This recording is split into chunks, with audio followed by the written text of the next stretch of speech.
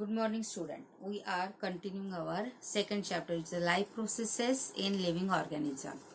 First, before we check our previous knowledge about, we seen living organism and life processes, living organism and energy production through glycolysis, tricarboxylic acid cycles, and electron transfer chain also. Okay, and we already learnt about this Krebs cycles, okay, with aerobic respiration and anaerobic respiration. Till this our chapter is over. If you have any kind of difficulties, you may ask me. Okay, now we'll do continue about the chapter topic, energy from different food components. Okay, we regularly had food, we regularly have food, we always eating regularly food, right? Why? Because food is necessary for our body. But how it is necessary? Through food we get our sufficient component which is required our body, which is needful our body, है ना. खाते ना सवेरे शाम दोपहर हम खाना खाते हैं, ब्रेकफास्ट करते हैं, लंच करते हैं, डिनर करते हैं. किस लिए? क्योंकि हमारे बॉडी को रिक्वायरमेंट है. किस चीज़ की रिक्वायरमेंट है? Proteins, minerals, waters, vitamins, lot of things together our body is required. और इसके लिए हमको खाना खाना पड़ता है. तो किस चीज़ से हमें क्या मिलता है, क्या कौन सा फूड कंपोनेंट हमें कौन सा चीज़ देता है, ये हम यहाँ पे देखेंगे. Okay, protein is the essential part of our body. Okay, our muscles are made up of proteins. Then how could we get these proteins? Our generally non-vegetarian peoples eating that flesh is a protein rich food, which is class 1 protein, which is class 1 protein. We also we get proteins from vegetables also. We see here now, excess of carbohydrates are stored in liver and muscles in the form of glycogen. What is the source of proteins? What are they made up of? जो excessive stored carbohydrates होता है वो glycogen में convert हो जाता है. And what is the source of protein? What are they made up of? So protein का सोर्स क्या है और किस चीज से बने हुए होते हैं, ये अब हम आगे देखेंगे. Proteins are the macromolecule formed by bonding together many amino acids and proteins of animal origin are called as first class proteins. ये जो प्रोटीन होता है ये है macromolecule form by the bonding together. किस चीज का bonding? Amino acid. Amino acids के बॉन्डिंग टुगेदर से हमें प्रोटीन्स मिलता है. और जो प्लांट एनिमल ओरिजिन का जो प्रोटीन्स होता है it's a first class protein. We get 4 kilo calorie energy per gram of protein. Amino acids कितना एक we get 4 kilo calorie of energy per gram proteins. Amino acids are obtain after the digestion of protein. Protein के digestion के बाद amino acids तैयार होते हैं. Those amino acids are absorbed in the body and transport up to each organ and cell via blood. ये जो amino acids produce होते हैं ये हर एक सेल के पास चले जाते हैं through transport via blood. Blood transportation का काम करता है. आपको पता है ना, ब्लड इज द ट्रांसपोर्टेशन करता है ऑक्सीजन का, एंड जो भी हमारे बॉडी के लिए रिक्वायरमेंट है मिनरल, प्रोटीन्स, ये सब हर सेल के पास ले जाने का काम कौन करता है? ब्लड करता है.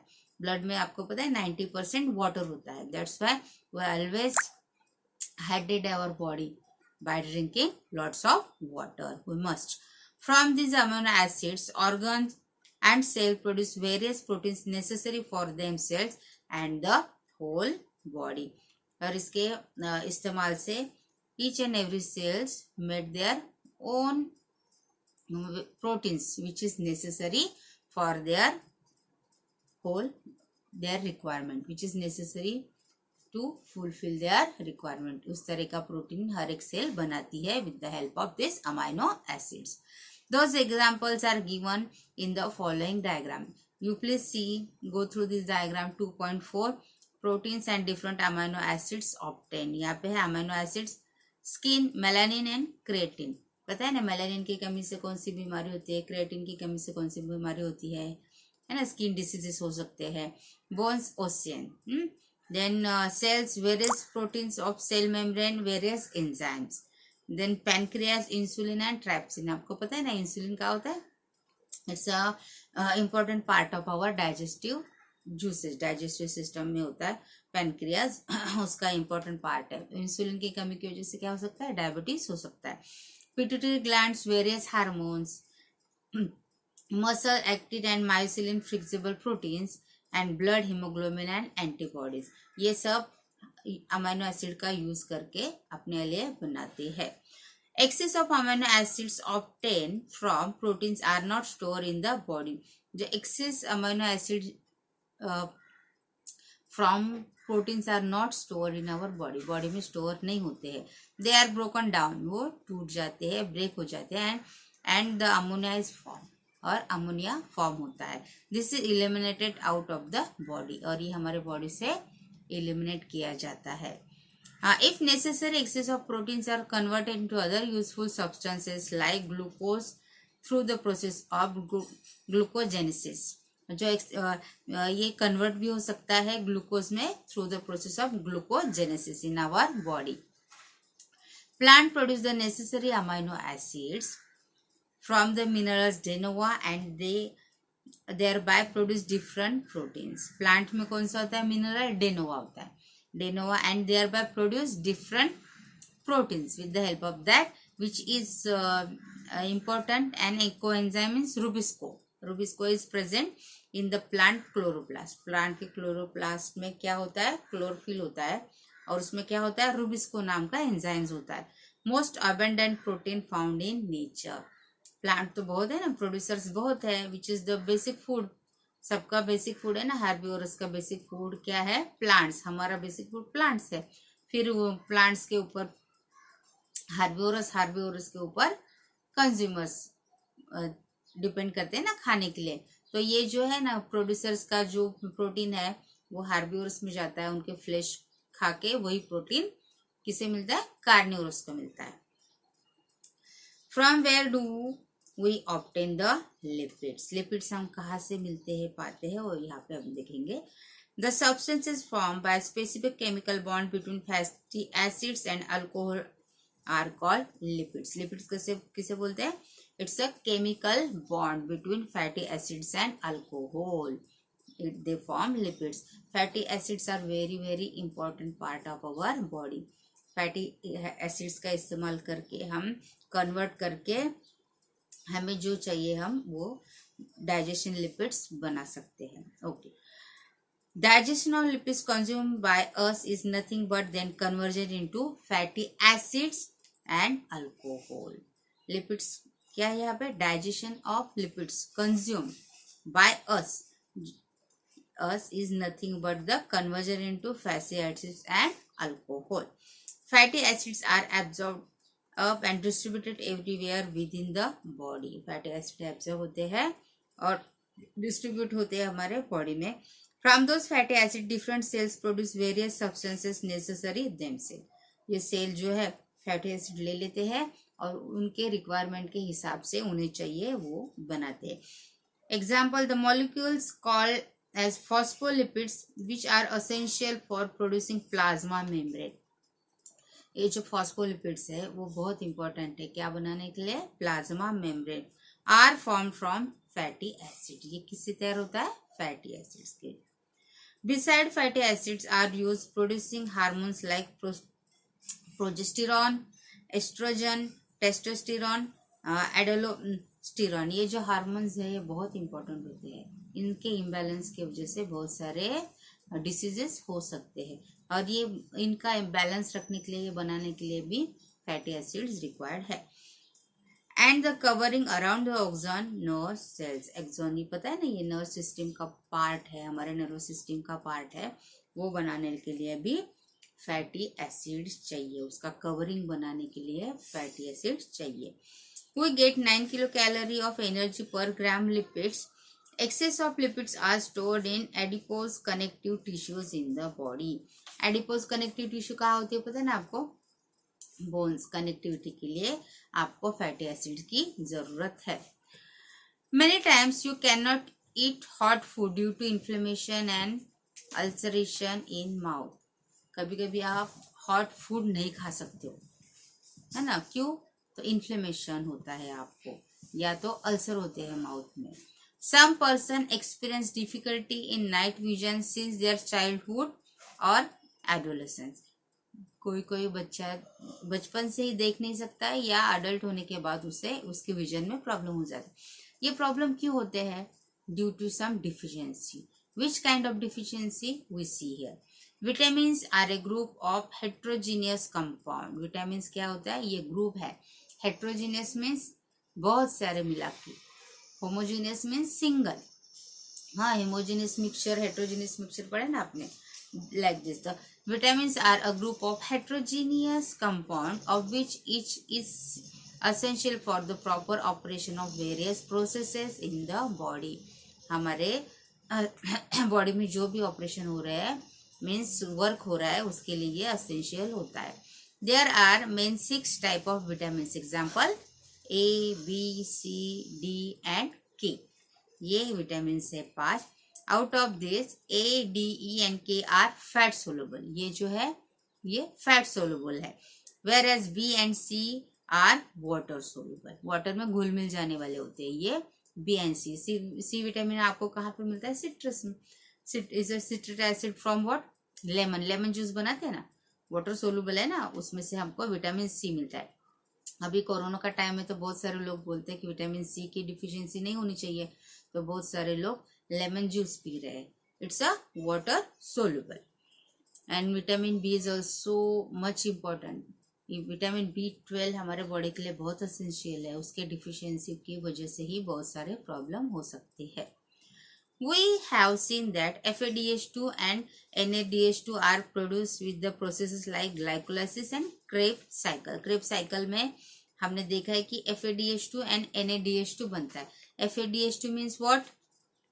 Is a flavin adenine dinucleotide. It's a FADH2.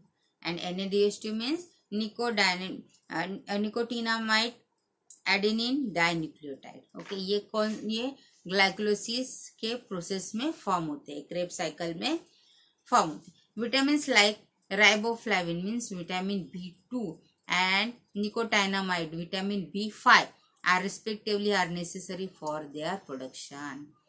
ये दोनों प्रोडक्शन के लिए बहुत ही जरूरी है विटामिन्स के. Many times we experience dryness in mouth.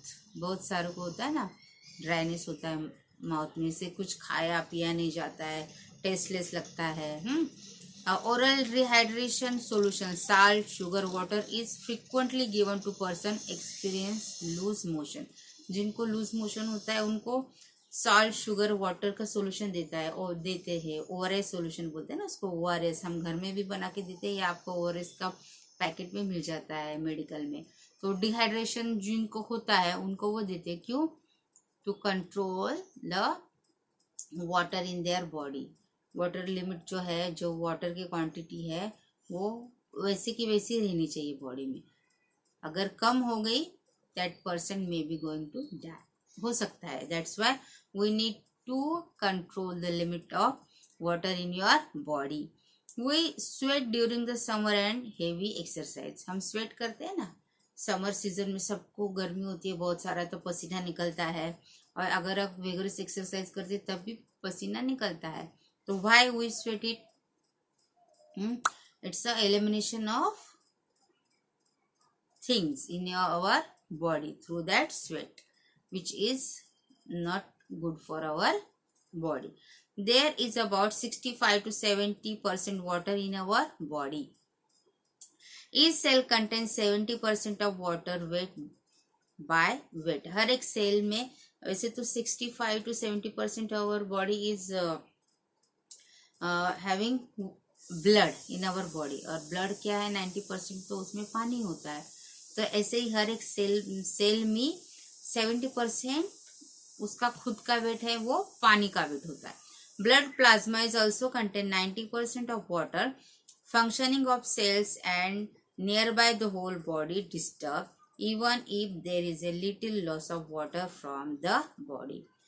उसके वजह से अगर हमारी बॉडी में पानी की कमी हो गई तो सारा बॉडी का सिस्टम ही चेंज हो सकता है. हमारे बॉडी के लिए जो 70% पानी का क्वांटिटी है हमारे बॉडी में होनी ही चाहिए. अगर वो उसमें थोड़ा सा भी कमी आ जाए तो हर एक सेल के फंक्शंस डिस्टर्ब हो जाते हैं. Hence water is essential nutrient. इसके लिए पानी ये एसेंशियल न्यूट्रिएंट्स है. सबको बताया ना 2 से 3 लीटर पानी रोज का पीना ही चाहिए. और पानी भी कैसे बैठ के नीचे अच्छे से पीना चाहिए. खड़े रह के पीते हो ना, स्कूल में आते हो तो कैसे बोतल लगा लिया मुंह में, कोई कोई चलते चलते भी पानी पी लेता है. ऐसे पानी नहीं पीना है, बैठ के अच्छे से घूट घूट करके पानी पीना है. Along with all above mentioned nutrients, fiber are also essential nutrients. Fibre भी हमें चाहिए हमारे बॉडी के लिए. Fibre is also essential nutrients. हालांकि फाइबर डाइजेस्ट होते ही नहीं है, but they help to eliminate unwanted material through our body. In fact, we cannot digest the fibers. However, they help in the digestion of other substances. वो दूसरे substance के लिए, substances के डाइजेशन के लिए हमको हेल्प करते हैं. and the ingestion of the undigested substances means elimination of substances through our body through excretion. We obtain the fibers from the leafy vegetables, fruit and cereals. That's why we always include these all things in our food, daily food.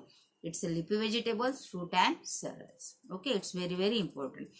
And your homework is that collect information. What are the symptoms and diseases like night blindness, rickets, beriberi, neuritis, pellagra, anaemia and scurvy. इसके बारे में आपको information collect करना है, वो लिखना है अच्छे से. And what do you mean by the coenzymes, इसके बारे में इन्फॉर्मेशन कलेक्ट करो और लिखो. Find the full form of FAD, FAN, NAD, NADP and how much quantity of each vitamin is required for every day. This is your homework. Do your homework and please forward me on my WhatsApp number. Cell division and essential life processes will do continue in our next lecture. Thank you.